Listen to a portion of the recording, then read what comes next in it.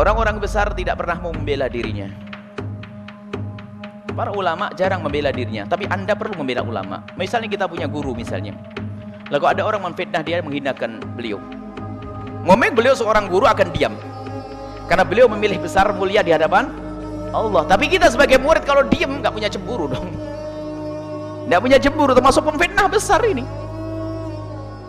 Bahkan mungkin Anda sebagai seorang, jangankan murid, dengan sahabat, Anda bersahabat, ini hati-hati ya.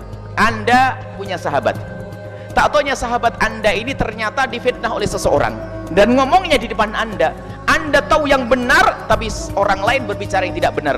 Kalau Anda diam saja, Anda khianat dengan sahabat Anda. Anda harus bilang, oh mohon maaf, saya yang tahu tentang dia. Harus ngomong gitu. Anda saya seorang murid, saya sebagai murid tidak terima. Karena apa? Guru saya tidak seperti itu. Kalau Anda diam, Anda tidak punya cemburu, fitnah di hati Anda sendiri. Anda sebagai seorang murid membela, iya. Tapi kalau Anda dihina di diri Anda sendiri, maka Anda boleh sabar. Atau tetangga Anda difitnah sama seseorang, Anda perlu membela. Tetangga Anda, jangankan kok guru, tetangga difitnah. Misalnya tetangga difitnah zina, difitnah ini, misalnya ada laki-laki masuk.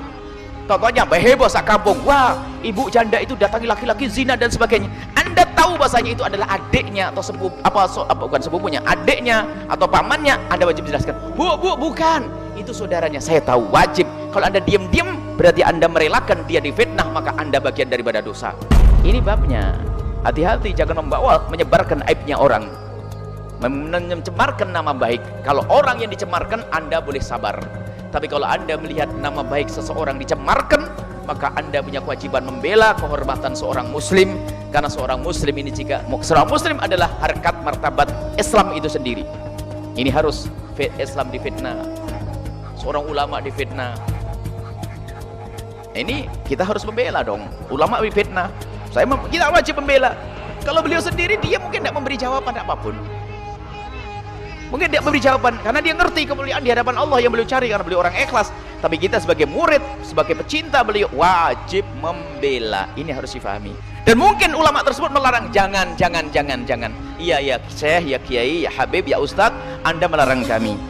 Itu hak Anda sebagai seorang ulama karena pengen besar di hadapan Allah. Tapi saya sebagai seorang murid tidak bisa Anda larang. Saya harus membela Anda. Itu hak.